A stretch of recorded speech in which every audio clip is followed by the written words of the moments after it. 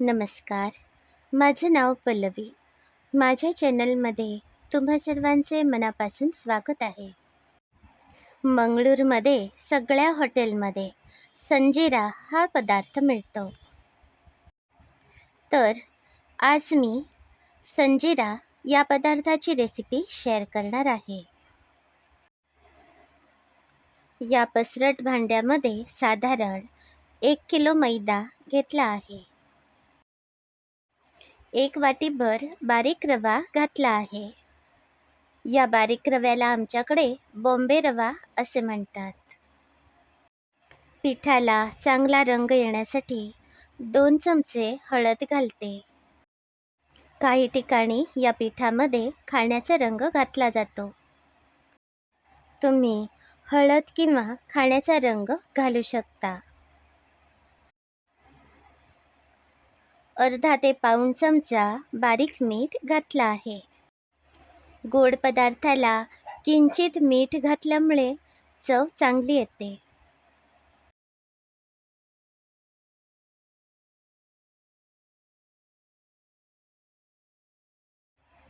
2 मोठे चमचे तेल घालते.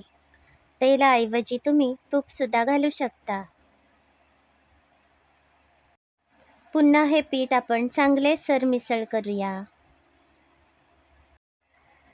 आता या पिठामध्ये आवश्यकतेप्रमाणे थोडे थोडे पाणी घालून कणिक मळायचे आहे. मी गेल्या आठवड्यामध्ये मंगळूर स्पेशल बिस्कुट रोटी रेसिपी शेअर केली होती. त्याप्रमाणेच हे कणिक सुद्धा मळायचे आहे. फक्त मसाला वेगळा आहे.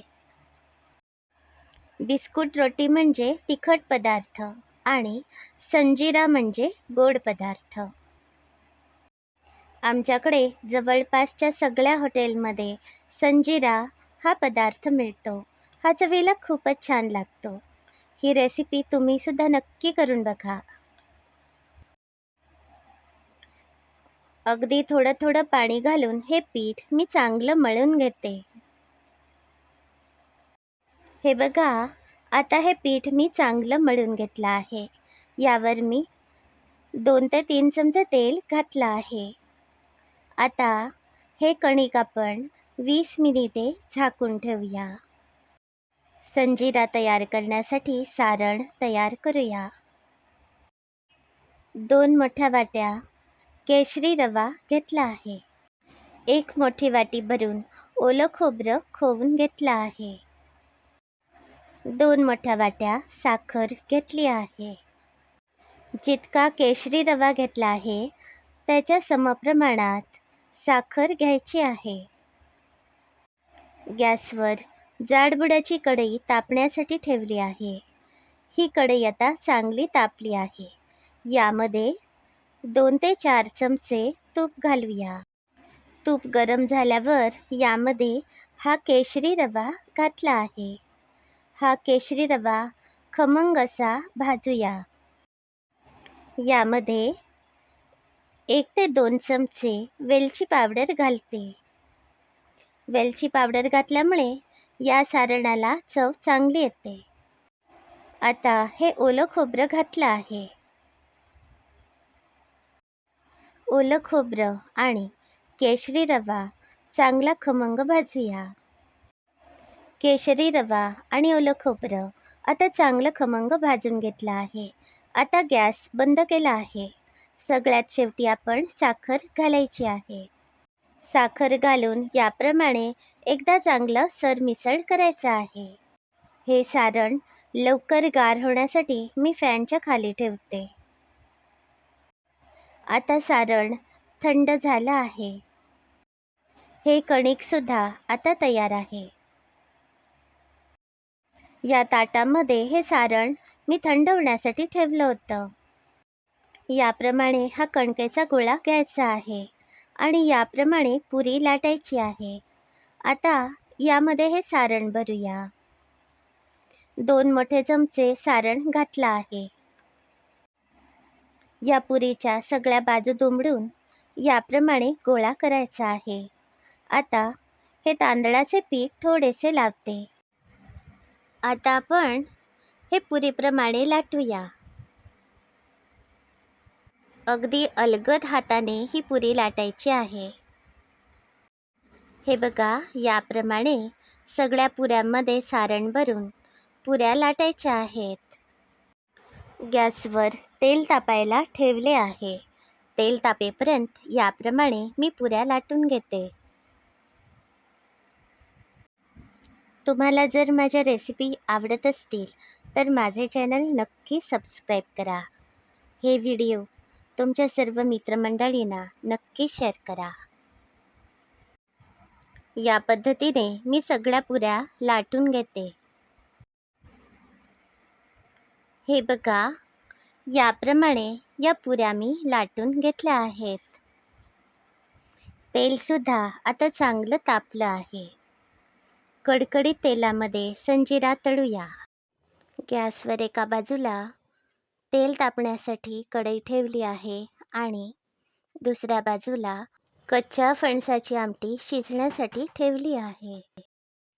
हे बघा, याप्रमाणे कडकडीत तेलामध्ये संजिरा तळूया. झाऱ्याने याप्रमाणे या संजिरावर तेल घालायचे आहे. यामुळे संजिरा छान फुगतात. या संजिरा सोनेरी रंगावर तळूया.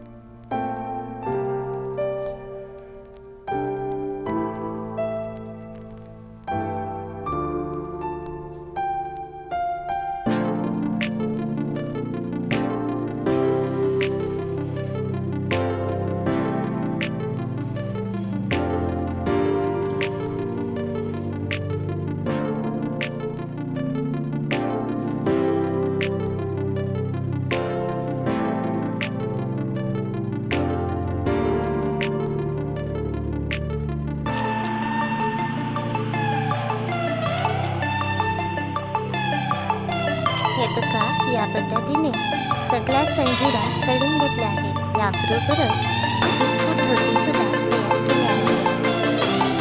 बिस्कुट रोटी रेसिपी डिस्क्रिप्शन बॉक्समध्ये दिली. ही रेसिपी सुद्धा तुम्ही नक्की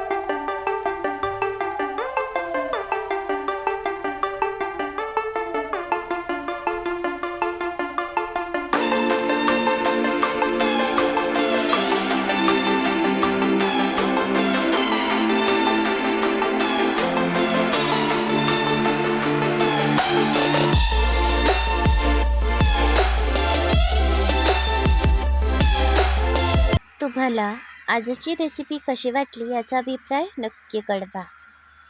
हा व्हिडिओ पूर्ण बघितल्याबद्दल धन्यवाद.